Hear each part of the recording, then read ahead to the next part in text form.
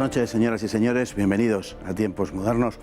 Aunque en los últimos años se está produciendo una cierta equiparación entre los crímenes cometidos por los alemanes en la Unión Soviética y los crímenes de los soviéticos en Alemania durante la Segunda Guerra Mundial, los que se produjeron en la zona oeste de Alemania a manos de los aliados occidentales siguen siendo una especie de tema tabú. Algunos autores, sin embargo, comienzan a atreverse a poner estos en su justa perspectiva. Aunque puede compararse favorablemente la ocupación del oeste de Alemania por los aliados occidentales con que la Unión Soviética llevó a cabo en la zona oriental del Reich, aquella tampoco estuvo exenta de episodios de extraordinaria crueldad perpetrados por norteamericanos, británicos y franceses.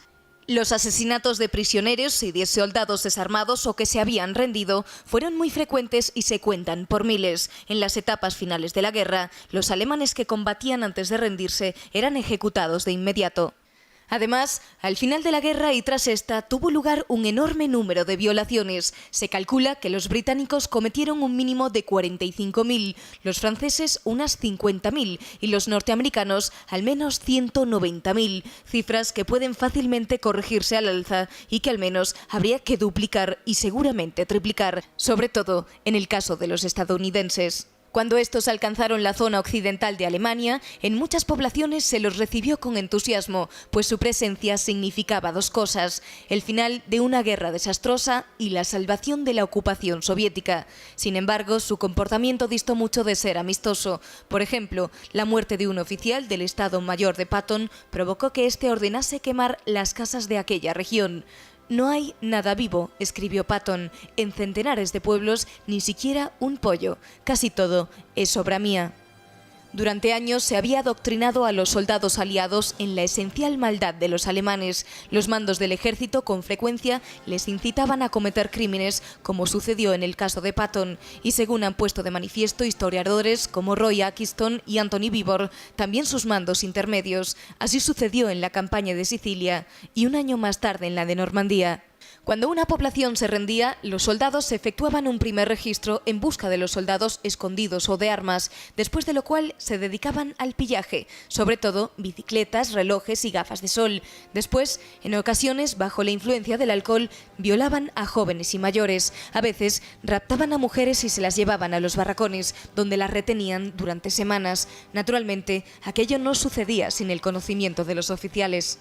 Tras la rendición de la Wehrmacht en mayo de 1945, el trato que se dio a los varios millones de prisioneros alemanes fue terrible. Hacinados en espacios muy reducidos o en los antiguos campos de concentración que habrían dirigido las SS en el pasado, 1 millón de prisioneros alemanes falleció a causa de los malos tratos o las condiciones en las que los mantuvieron sus captores aliados, la mayoría en manos soviéticas, pero varias decenas de miles en poder de los occidentales. Igualmente, unos 2 millones de civiles, sobre todo niños, ancianos y mujeres, murieron a causa del hambre, el frío, las enfermedades, los suicidios, los asesinatos colectivos y las violaciones. Los aliados, además, mantuvieron a decenas de miles de soldados alemanes ocupados en trabajos forzados una vez terminada la guerra, lo que atentaba contra las leyes internacionales. Las realidades de la posguerra, impuestas por la Guerra Fría, dieron paso a un olvido colectivo necesario para apuntalar la imagen del amigo americano, pero la verdadera realidad de la ocupación aliada en la zona occidental, solo 70 años después, está empezando a ser divulgada. Don Juan Ernesto Pflüger, muy buenas noches. Buenas noches, Complicado Fernando. tema el que nos ocupa hoy. Vaya por delante que de este tema se han ocupado últimamente autores de primer prestigio mundial como Giles McDonough, como Atkinson, como Anthony Beevor, como Max Hastings. En fin, que no es un tema minoritario o no es un tema marginal en algunos sentidos sospechosos, sino que es un tema que ya está incorporado a la corriente general de la historia.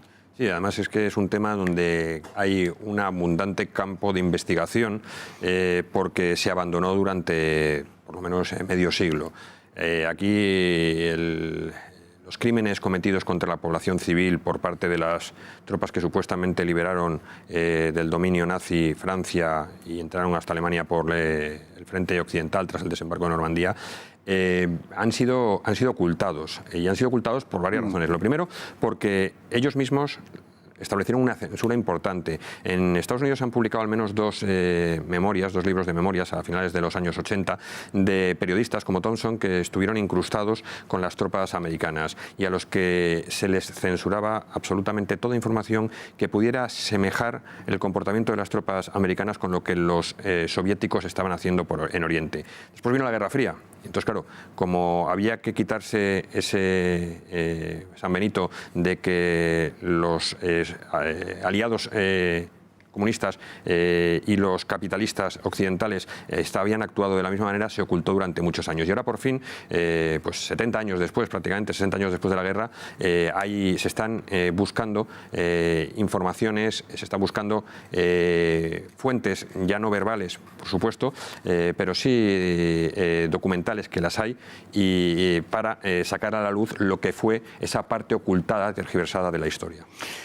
Y fuentes documentales complicadas porque no llevaron los aliados un registro de las violaciones ni de los crímenes que se cometían en su zona, y tan solo los archivos parroquiales son las únicas fuentes, digamos, razonablemente fiables, aunque necesariamente fuentes parciales en el sentido de que solo ocupan una parte de todo lo que pasó, solo han podido arrojar luz sobre una parte no excesivamente grande, aunque la proyección de las cifras que recogen pues nos puede dar una idea aproximada, pero quizá solamente muy limitada, aproximada. Sí. Muy limitada, sí.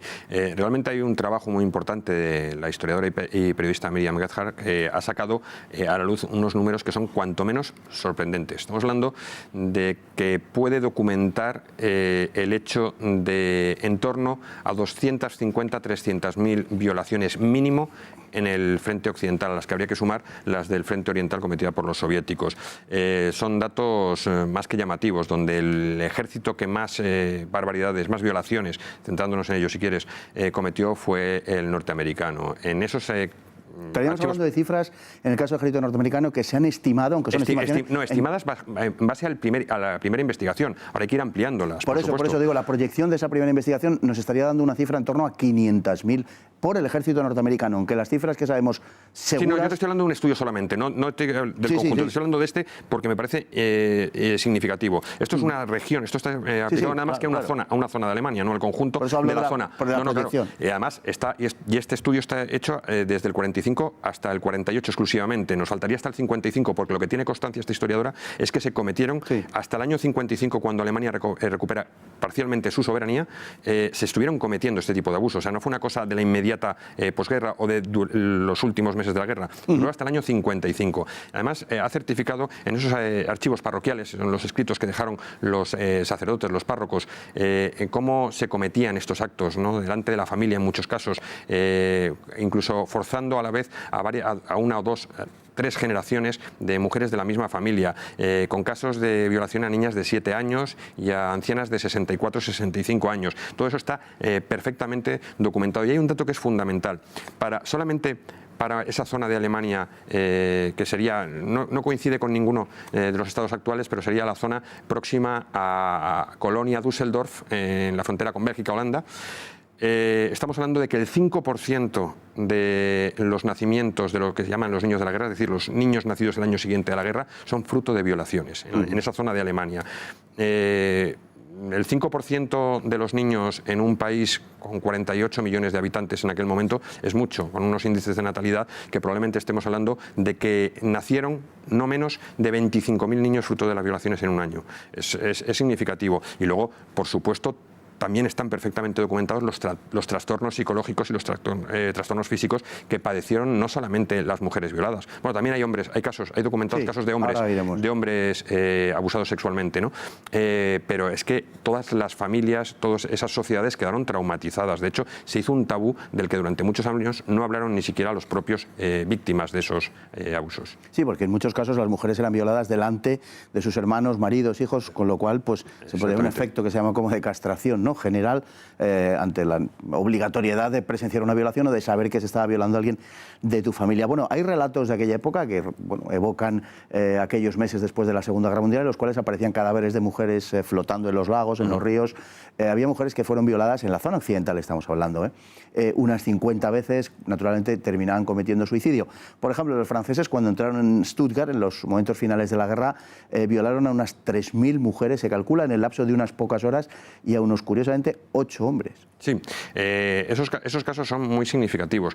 Además, cuando hablamos de que había mujeres que eran violadas hasta 50 y muchas veces, muchas 70, más ocasiones, sí. usaban tanto los americanos como los franceses.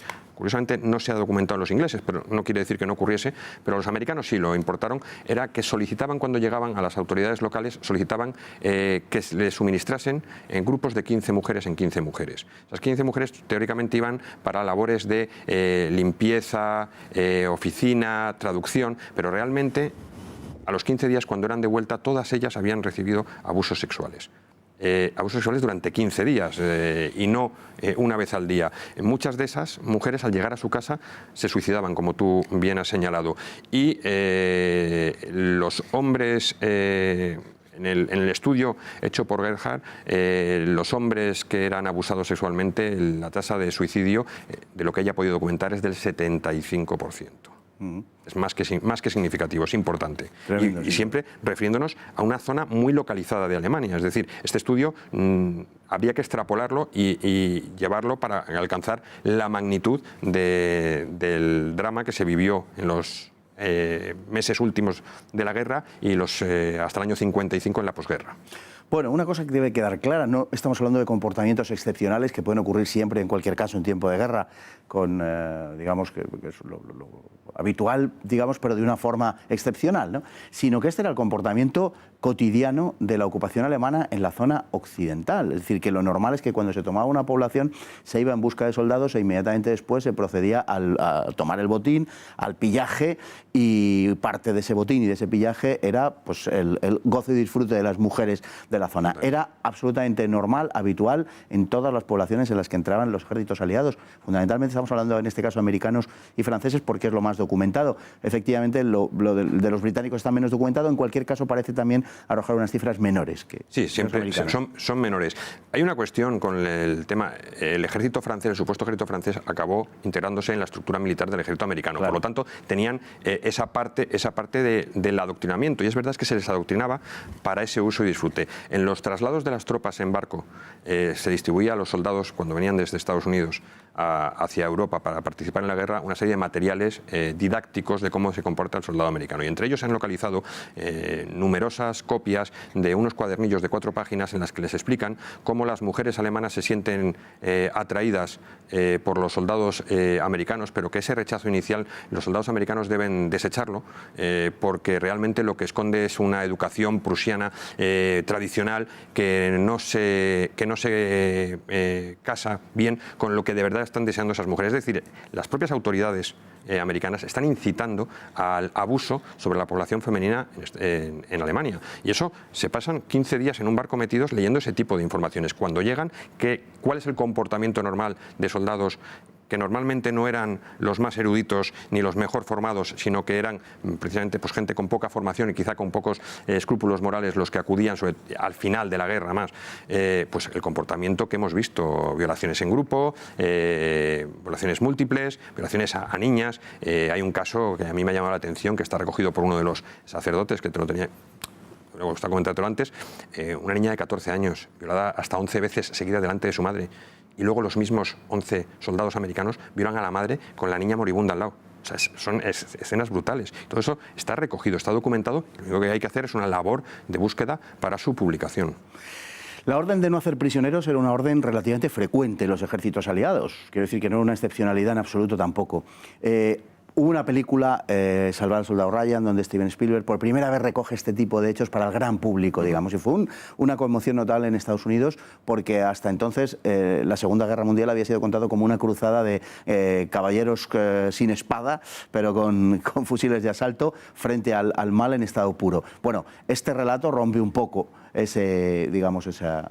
Sí, es cierto porque además, bueno, en el vídeo de introducción quedaba claro, ¿no? Uno de los generales que más ímpetu puso en no hacer prisioneros fue el propio Patton, que tuvo una función importantísima en las tropas americanas desde el principio prácticamente de la entrada de Estados Unidos. Y además era común en los mandos intermedios quitarse el marrón o el problema de hacerse cargo de esos soldados ejecutándolos según eran cogidos prisioneros.